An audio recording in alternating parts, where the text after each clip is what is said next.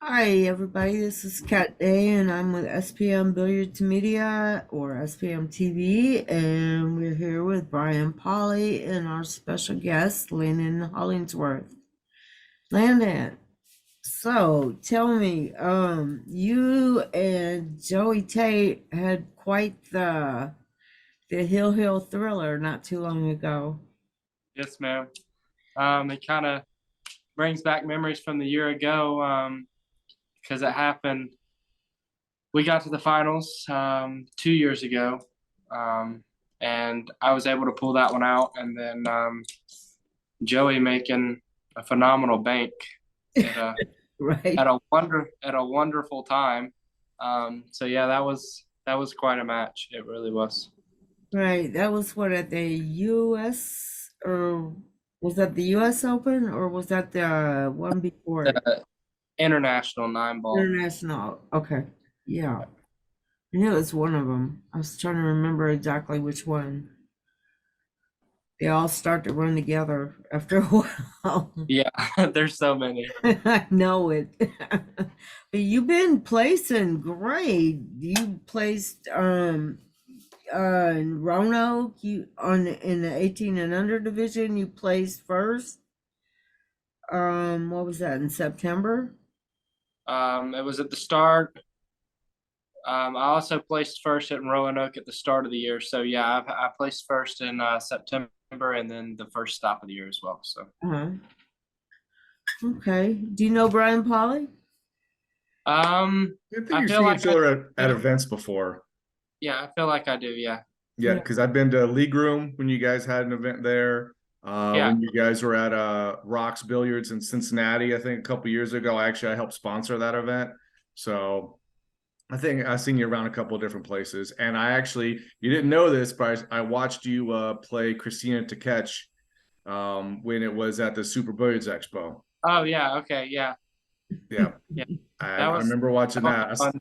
I That was a saw who fun. was on the match. I'm like, ooh, I'm gonna go watch this one. So if I remember correctly, you were up considerably. I think you were up like 3, 4, 5 racks, and then she Yeah. kind of fought back, and then you kind of got your groove back again and finished off the match. So Yeah. I guess a question from me is you're starting to play in these bigger tournaments, these open tournaments, and now you're playing people of note. People, someone like a Christina to catch, someone like, any other road professional. So when you go into a match and the person across from you is a big time deal, do you do anything differently as far as the match? Like, what do you have in your mindset? Okay, coming in this match, what am I doing differently? Um. You know, all of it kind of plays into part with me is how I just tell myself, I'm on a lower stage and I'm trying to get to that next level. So playing in these open events, it's an honor for me to just play in them and get in them. So when I do draw a big name, I just tell myself, look, this is your chance. I mean, you have nothing to lose, but you have a lot to gain. So it's kind of just like it's a win-win situation when I get to play in the pro events, just because I tell myself I take advantage of this opportunity. And a lot of times, I do play well when I play a bigger name. And I don't know if it's just like me telling myself, look, there's no pressure, Mhm. just play, or where that comes from. But I tend to play better against the better players. So it kind of makes me feel good. But yeah, that's how I look at it. I'm just like, I have nothing to lose, which is going into I know that you didn't ask this, but going into Turning Stone and just what is that? Maybe a little over a week. That's kind of what I'm looking at there, because I know there's going to be crazy amount of great players there. So I'm just looking at I'm getting the opportunity to play in the event, and so I'm just going to take advantage of every match that I have. Absolutely. I'm gonna be watching the brackets, see how you do. Right? Yeah, you and Joy Tate have become pretty good friends and still competing against each other. How does that work out? Yeah, I would say, I don't know how he. I mean, I'm close to knowing how he feels, but with me, I look at Joey like a brother. Ever since the junior tour has started, Mhm. um, there was always kind of a little bond there just because he was North Carolina, I'm South Carolina. So a question I get all the time is with the juniors is which state's the better Carolina? And so we kind of have that war. But on the outside of pool, Joey, I mean, he's a great kid. He's a great role model for the sport. He always keeps his composure well. He dresses very well.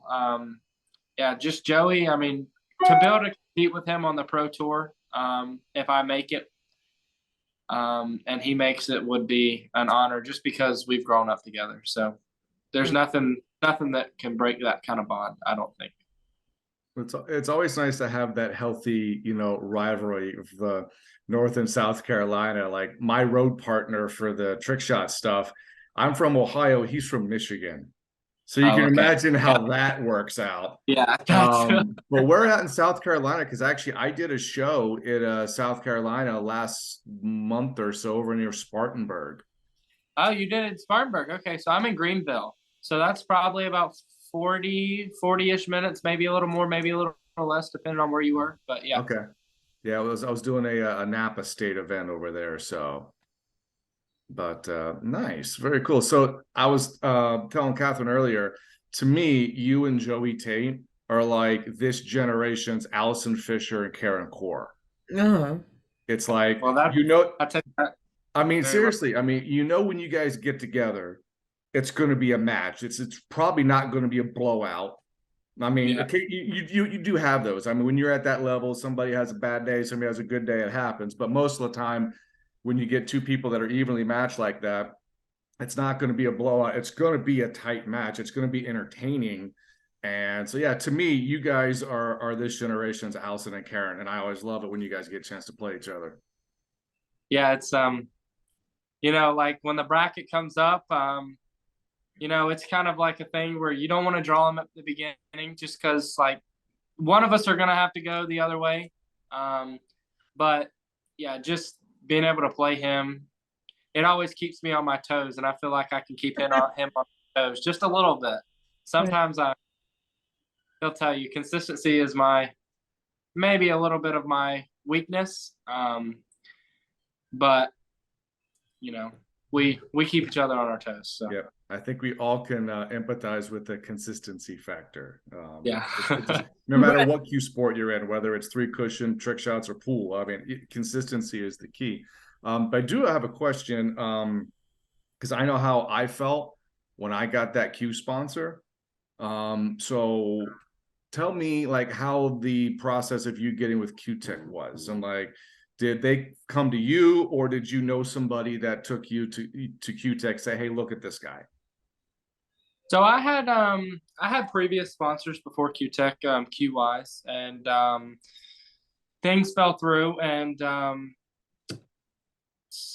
was personal that I didn't like about some of the things, but I kind of went on my own, and I was playing with the Q-Tech before any Q sponsor picked me up. So I went back to playing with the old Q-Tech, and I went to the Billiard Education Foundation Junior National 9-Ball Championships.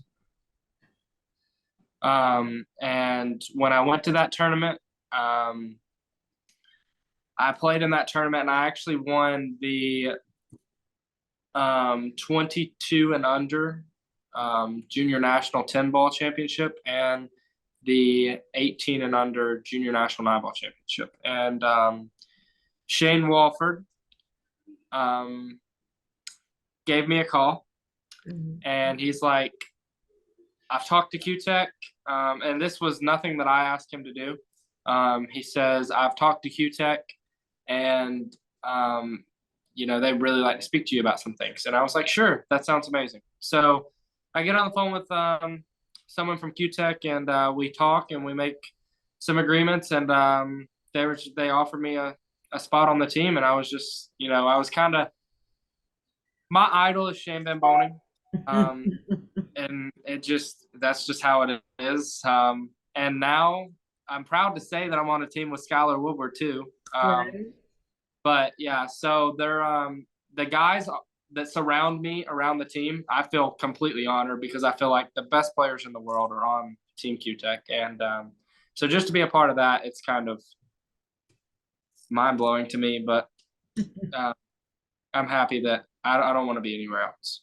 Yeah, I got you. And also my buddy Florian is also on team Q Yeah, Tech as well. So actually, so here's a question. So when you finally got the care package, you know, when they sent you everything, you know, case, cues, whatever, what did it feel like opening up that box and seeing like, this is mine? You know, all the hard work paid off. Was it like a kid on Christmas morning? Yes, it was probably a little more. It was probably a little more than that. Yeah, when I seen the shipment come in, like, and it had my name on it, I was like, this is the moment that, you know, I've been waiting for. Yeah, I opened it up and it was just, I was like, you know, everything that I've worked for is in my hands now. And you know, it's not only the cues that I get to play with that I know that I'm sponsored by the company, but it's the patch that I get to wear at every tournament that I go to. And, you know, just to be able to say, like, I'm not just wearing a patch, but I'm wearing it because this company believes in me. So it's kind of, yeah, that's kind of how I feel. All right. Well, shout out. What do you shoot with? So give us an idea of like what model you cue with. I'm guessing you shoot with the Synergy and all the type of stuff. So what's in? Let's do a virtual. What's in the case? Yeah, like what's It is it's Truewood. The Q-Tech is the older edition, not the new one. And I play with the Synergy. And then I play with the Q-Tech Breach. And then I do the Ghost Edition Jump Q, which the Break Q is also the Ghost Edition. And I have a 4x8 Q-Tech, the open case. Butterfly case. And obviously I play with the Q-Tech glove. I have the Duo extensions that I use. I have the weight kit in case I need to change the weights. And some new things are coming that I'm not allowed to say yet, but yeah, I can't wait to get my hands on those either. So, Right. Nice. What kind of chalk do you use? ma'am? What's your chalk? Oh, Master. Master, really? Yeah. Okay. Old school. You know, I went to town and Yeah. I really enjoyed it, but I'm young. I can't keep up with it. So I was just like, I just kept losing it. So I was tired of paying $20 for a piece of chalk. And So they've got a magnetic deal now that keeps that chalk right in on that thing. I would still probably knock it off somehow. Right. Knowing me. But yeah, so I just keep it old school, Master. Right. Out of curiosity, what diameter Synergy do you shoot with? It's the 12.5. 12.5? Yeah. That's your sweet spot that you found, right? Yeah. It is. Very cool. So here's a question. People get asked like, what's like their signature win or whatever like that. With the career that you've already had and the amount of events you've played, it'd probably be hard to figure out just one. So if you have like a top 3 matches that like are most remembering of yours, whether you won or lost, like this was a match for the ages, I'm going to remember this, 20 years from now. I kind of got cold chills. The first match that I say that I remember more than anything is my first ever big title was a junior national 9-ball title. When I won that 2 years ago, and I actually won both events. I won the 16U division and the 18U division. So that was probably always will be, no matter how old I get, will be my biggest tournament, because that told me that, I have a chance if I continue to work. So that's probably got to be my number one. I don't think I have anything that beats that. But then probably my number 2 is winning the international 2 years ago, the International Junior 9-Ball Open. That has to be my number 2. And I know this isn't a win, but my number 3 probably has to be receiving the Brendan Crockett Sportsmanship Award. When I didn't win the event, but it was the Brendan Crockett Sportsmanship Award. and that was in Bowie, Maryland. And I actually placed fourth in that event, and I was awarded that award. And so probably, I mean, I don't think anything will ever beat that because that was so meaningful to me. So.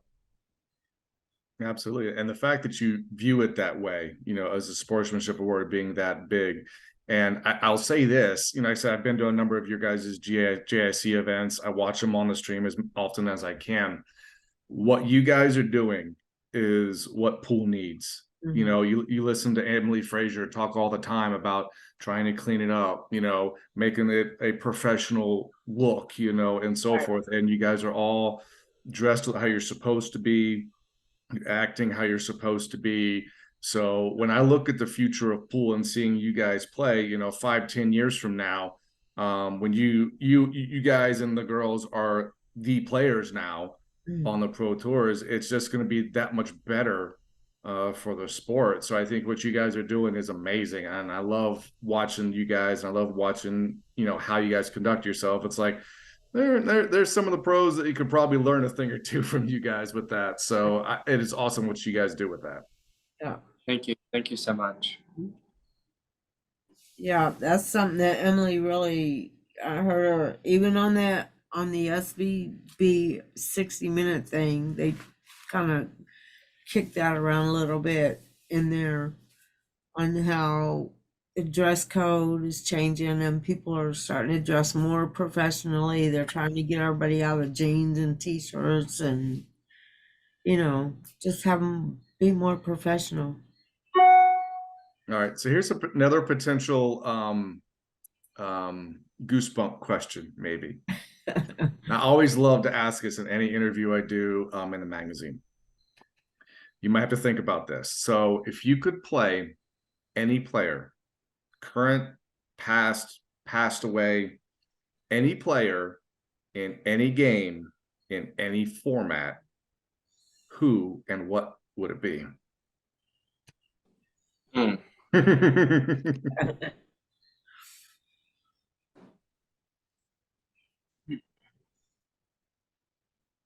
I can hear the wheel. Yeah.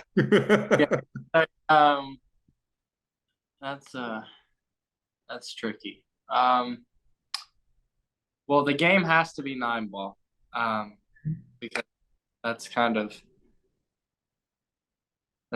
me. Okay. I'd say I want it to be Efren, because right. I wanted the Z shot on me. I don't think there would. I think if I got to experience him shooting that Z shot that he shot on Earl Strickland, like that would be amazing. It's like you can die happy then, right? Yeah, it would hurt, but you know, seeing something like that, like that's just crazy. Just getting to play with Efren would make your day. Yeah. I actually got to play with Efren. He was doing his farewell tour, and he made a stop in Spartanburg, South Carolina. And I actually played him, and he beat me 9-0. But it was the most fun that I think I've ever had. Just because I was playing probably the GOAT. I mean, that's what everybody would say, right? Yeah, definitely. I do know after Derby City, he's going to be around the Michigan, Kentucky, Indiana area for kind of another, like, you know, farewell tour. Because I know it's getting hard on him to travel to the U.S. a lot. So, you know, he's winding down as far as his trips over. So it's one of those, if you anybody has any opportunity to get to any of those things, you know, make sure, find a way in the budget to get there, because, you know, at one point he's not going to be coming back anymore. And if you've never experienced that, you just got to. I got a chance to watch him when he was still pretty much in his prime. He was playing a player from Dayton, Jason Miller, who had won the Banks a couple years and an all-around tournament, and he's in the finals with Efren in one pocket. Efren beats him 3-0 in 32 minutes. Ooh. Oh my God. And you guys know how long one game of one pocket can make. So, and Jason made 2 balls the entire match, and they were in Efren's pockets for safeties. And it's on AccuStats. He does this crazy back cut with inside English to kill it off the rail to get dead nuts on his next ball. Oh my! And I was in there, I was live watching it, and I'm sitting here like, What? I have no idea what I just saw, but I know it was special. You just saw That's wild. I can't remember what year it is, but look it up. It's Efren Reyes versus Jason Miller of the One Pocket Final. I will look that up. Then you'll know exactly what shot it is. As soon as you see it, like, yep, That's that's the what one. Brian was talking about. So one thing also I do want to ask you a question about as far as like traveling, because I know, in my opinion, if it wasn't for the JIC, like a lot of you guys wouldn't have jumped up there and getting your names out. You know, that's been a very big deal. What do you think is because you guys travel a lot. I think there's like 8 or 9, 10 events next year or something crazy like that. What is the funnest part of traveling, and what's the most non-fun part of traveling? I would say the most fun part is just seeing the places and the different personalities and just the accents that people have. Just it's I kind of enjoy. I gotta throw this in there.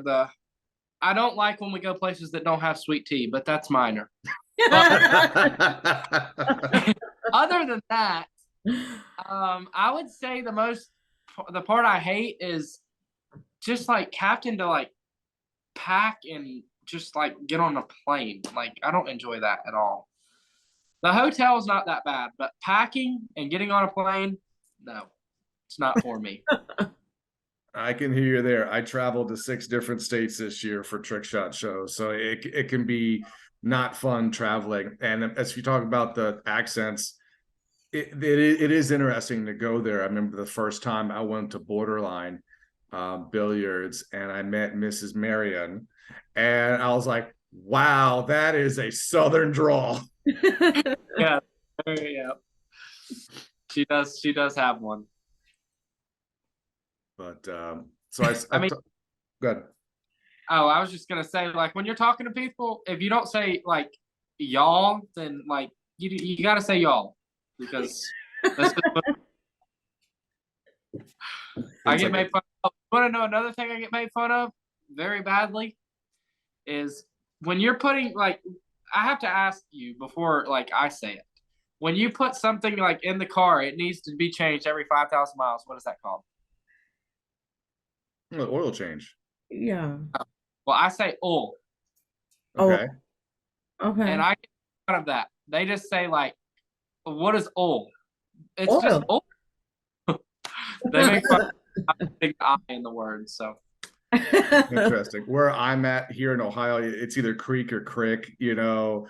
Right. It's like that in Missouri, the creek, go down to the creek or the creek. All right. So since you're in South Carolina, what is it? Is it soda or is it pop? Oh, that's a good one. Yeah. soda. Yeah, Yep. Steph. Yeah, we Okay. said, I'm gonna go down and get me a pop, and they're like, pop? A what? Yeah, the first time I said, sir, first time I heard someone say pop, I asked them what they were talking about 3 times. And then they just said Coke. Right. Yeah, we used to ride our horses down, and we wouldn't get pops for ourselves, but we'd get them for our horses. In the glass bottles, there was a machine down in the country, and we'd each give our horse each a glass bottle of pop. But So how did you get introduced to our wonderful game of billiards? It's a funny story. There was one night that our power went out, and it was a Super Bowl night, and my dad wanted to go watch the Super Bowl. So we went to a place called World Cup Billiards. It's about 10 minutes from my house. I had no idea what anything to do with pool was. I was 12 years old at the time, and he watched the Super Bowl, and there was a pool table. And he said, "Do you want to play?" And I was like, "What is it?" And he said, "Just play." And so I just started playing, and I had no idea what I was doing. I miscued probably 20 times before I ever hit the first ball. But and I remember that like the back of my hand. But yeah, and it kind of sparked from there. It went from playing one night a week for about 6 months to playing two for another 6 months. And then from there, I got to play one tournament a week for about the next year. And that was my first 2 years of pool. And then the third year, I started going to my dad actually opened up his own pool room. And it shut down about a year after he opened it. But I played there every single day, probably 6 hours a day, if not longer there. And that when he opened up his own pool room and I got to play 6 hours a day, that was kind of the setting point. I knew that's what I wanted to do. And then I started traveling to little bitty tournaments. And then the fourth year came around and the JIC started. And I've been doing that and trying to get to as many big tournaments as I have 5.5 years now. How old were you when all this began? 12. Okay. And you're what, 17 now? 17. I turned 18 in April. So I've been playing about 5.5 years. So think about this, going from not knowing really what the game is and never really picking up a cue to getting where you're at now in essence, under 5 years. Mm-hmm. That is a remarkable, achievement for, I mean, you stop to think about it. I mean, you got people that have played decades that never see that level. Yeah. So to get that in 5.5 years, that is an amazing thing. And that also is a testament of how you treated the sport. I mean, to be honest with you, that's kind of like, to me, that's why I think Shane is as good as he is, because he treats it like a sport. He put in all the time, he put in more time than anybody. So what you're doing is you're putting in more time than anybody. And so that is a big kudos to you for that. Thank you. Absolutely. I always joke, it's players like you and all the other players that are at that level. There's a reason why I switched to trick shots, because I couldn't beat you. Well, I personally say I don't even know one trick shot. So, well, next time we're at an event together, I'll show you. I have something to show people. There you go. Were you watching Joey's game with Shane? Yes. What were you thinking when Joey hit that purple 5 ball? I didn't really know what to think. In my opinion, why can't we just stick to old school? But that's just me. I was yelling at my phone because I was actually in school. Right. And I like, this will be a memory that I have forever, because I was actually coming to that tournament. Right. I wasn't playing in the U.S. Open. I was playing in the SVB Junior thing, and he was playing in the U.S. Open. So I was going to see him literally 2 days later. And I'm looking at my phone. I'm sitting in class, and I see the score. And I've been watching the whole match since he was at 5-0. Right. And I watched the whole match, and I see him lining up on this ball. And I knew it. When he didn't just look at it and he was down, I screamed. I said, "No, Joey." And I'm in the middle of class. My teacher, stands up. She's like, "Help you." And I'm just like, I am so sorry. But it was like, it just happened. Like, I couldn't stop. I mean, and then they home in on Shane's expression, and you could see Shane kind of wanting to say something, but then he's like, "No, I can't. He's got to learn." I mean, not only that, but you got to think they're playing in one of the most prestigious pool events. Right, and Joey was 5 up on him. It was like 5-1. Yeah, and another thing you got to look at, I mean, not only the money, but like say Shane loses that match, that loser side is very tough to go back through. So, it's something that, it's things that stand in the way of some people, and it's for the.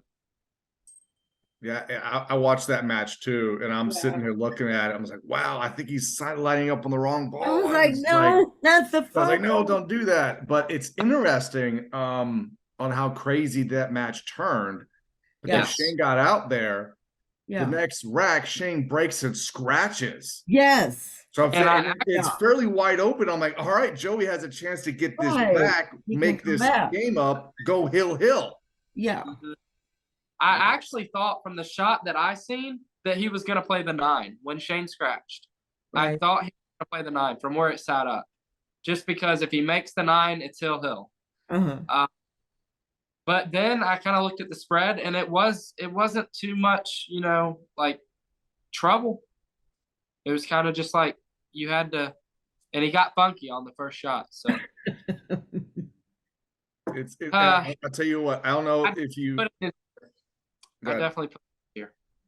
I don't know if you're on AZ Billiards at all, or any of the forums or Facebook pages, but I'll tell you what, people that are proponents, of the traditional colored balls were blowing it up.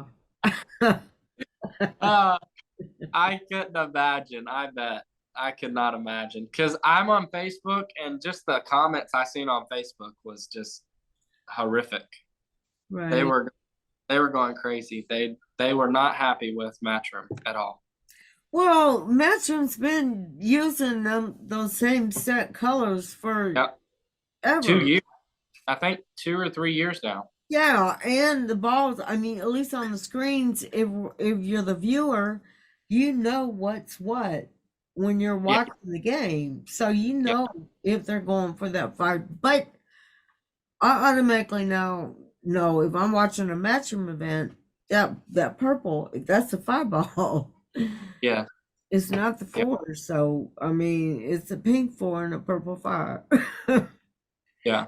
But there's, and that's another for the pros, they make it look so easy, but like people who don't really know about the pro circuit, like you got to think they've probably played with 15 to 20 different sets of balls. Like you gotta keep that's the first thing you do as a pool player. When you get there, you see what you're playing with, because you have to know, or it's gonna bite you. Yeah, absolutely. So you put together a really good year this year. So what are your goals, predictions for 2023 for Landon Hollingsworth? Is there any, besides the GIC, is there any big events you're going to try to get to this next year? This is kind of a thing that me and Joey's talked about on the down low. I'm definitely going to be attending way more pro events this year. I actually graduate early from high school, so I'm done January 19th, which very widely opens up my ability to travel. So I will be attending Turning Stone. As soon as the Predator Pro Billiards Series schedule comes out, I'm probably going to be attending almost every one of those that's in the States. I'm trying to get into the I think it's the 10 ball at Griff's. I think I've heard something about that. I'm going to try to attend the Texas Open, the Midwest Open. I'm going to try and attend that. Off the top of my head, that's kind of. Oh, I'm going to Super Billiards Expo again to claim the pro event there. Nice. I tried to get European Open. They're doing something in Puerto Rico again, right? This year? They are doing the this coming I think they're World Games. They're they're doing the team thing. Okay. Right. The team championship thing. Okay. In Puerto Rico, which that you have to be selected for. So so they're not doing the junior event there again? No, I think junior event's going to be Asia somewhere. Okay. Not exactly sure where, but that's what I've heard. Right. So other than that, that's kind of just off the top of my head what I'm thinking. I'm trying my best to get into every matchroom event that I can, but it just sells out so quick. Right. It's very. Yep. Everybody wants to play on them. Well, I hope to see you at the expo. Stop by the McDermott booth, say hi. I'll show you some shots to amaze your friends. The Predator event in Ohio is actually at the town I grew up in. Okay. So I'll stop by, see you there. I'll buy you a pop. That's what we call it in Ohio. Well, good luck to you, man. Like I said, I like watching you play. Your fundamentals are really good. You seem to be very composed for the most part, you know, when you match. Like I said, I watched your match with Christina because I never got a chance to really see you play that close. So really looking forward to seeing what you're going to do next year and from years to come. And I can't wait till you turn 21 so we can go down to Derby. And mix it up there. Speaking about Derby for a second, so I know you're a 9-ball player, and outside of trick shots, 9-ball is my favorite game to play too. How is your one pocket game and your banks? You know, I wish I could say more, but you know, I just haven't. I've gave one pocket a little run. You know, I know a little bit, but it's not my strong suit. I really enjoy the game. I love playing it. I love how it's very slow paced and you don't have to shoot at your hole every time. I love that about the game. It's just me as a 9-ball player, I think and you have to shoot at your hole, but you don't. And I think once I'm not so young, I feel like I will be able to get that out of my head and play that game because I absolutely love it. I just cannot hold myself to not shooting, and it bites me when I play that game. But banks is a really fun game. It's not fun if you're playing by the rail. I'll tell you that. I'll tell you that. But yeah, I mean I enjoy all the games. I just wish I was better at some of them. Well, you'll get there. Yeah. You've already made so many accomplishments. I don't see you having any problem achieving more. Thank you so much. Thank you. Yep. When you finish the recording, Catherine, I have a very funny Q-Tech Propel and Fedor Gore story for you. Okay. All right. All right. Do we have anything else? Anything? Where do you see yourself in 5 years, Joey?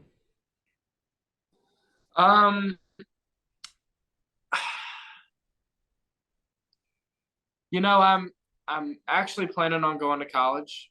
It was the Air Force. And I made a switch from that to college. I'm actually wanting to attend med school. All right. So for me, you know, if something crazy and dramatic changes with pool, and I make that next step to that next level, I may consider something else. But right now, I'm going to focus on pool for the next 2 years because I plan on doing college online so I can work both of them in. But as soon as I switch over to full-time college and med school, I just don't really know how much I'll be able to play pool from there. But you never know what happens in the time of 2 years. So I may still be playing. Well, we'll see how it goes though. Yeah, I know Joey's he's doing his college, but getting his high school credits online. So he's working it out just a little bit different than you, but so that he's able to keep on playing his tournaments, and doing his school online. Yeah, I think you're being smart about it, of having a fallback plan, because how many people go at whether it's pool or football or baseball and they have nothing to fall back on, and if something doesn't work out or they don't make as much as what they would really need, then what do they do? So I Right. think you're being very smart with it. Yeah, Exactly. definitely. So kudos there. Any advice you want to give to any of the juniors out there that might be watching this? Yeah, I mean, the journey is remarkable. It's kind of crazy to say that I get to sit here and give advice to juniors, because 5 years ago I would have never thought that. But I have so many. Just it's kind of crazy to me how I look at the youth under me. I look up to them probably more than they look up to me, just because at that age, like, how are they playing that good? It blows my mind. And I have to give a shout out to my little buddy, Hayden Ernst. Mhm. He's my little Q-Tech brother, and yeah, just don't let anything get in your way. If you put in the time, if it shows, it's not going to show the next day. It's probably not going to show the next month, but you give it time, and it will start to shine through. And as my dad says, he says a quote. He says, "You keep knocking on the door, it'll finally open for you." And you just can't give up playing this game, because pool will bite you if you give up on it. Yeah. Is your dad a pro player or just No, Dad, no, he's not. He just he knows about the game, and he's just a very good. He knows a lot of knowledge about the game. He was very good friends with Jeremy Jones. all right? That tells it all right there. Yeah, he was very close. So Right. Brian, did you have anything else? No, like I said, I'll get in contact with you for some other questions for the actual write-up. oh yeah, And go from there, because I have some stock questions that I ask, this was more of a let's get to know Landon and have some really cool conversations. Yeah, I'll yeah. follow up with you. I'll follow up with you afterwards. But like I said, what you guys have all done with the JIC and just how you guys play now and how good you guys play at the ages that you are is remarkable. And I think the future of pool is in good hands with all of you. Thank Yes, you. most definitely. I would like to say, just while we're on video, thank you to Ra Hanna, Corey Walford, and Trina Walford for giving me the opportunity to get my name out there the way I have, and just be able to play for such an amazing tour that there's nothing like it for any juniors out there. And no matter what steps in my way, I'll never forget the memories that I've had on the Junior International Championship Tour. And I wish the tour much success after I age out. And that's where I want. If it was up to me, that's where I would want all the USA junior pool players to come from, is that tour, because there's nothing like it. Well said. That's awesome. All right. Well, thank you so much, Landon. Thank you so much for the opportunity.